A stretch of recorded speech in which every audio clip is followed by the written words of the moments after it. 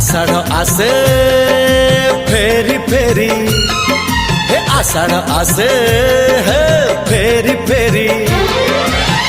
साधब आसुचिल सिंदूर बोईत धरी चोरी चोरी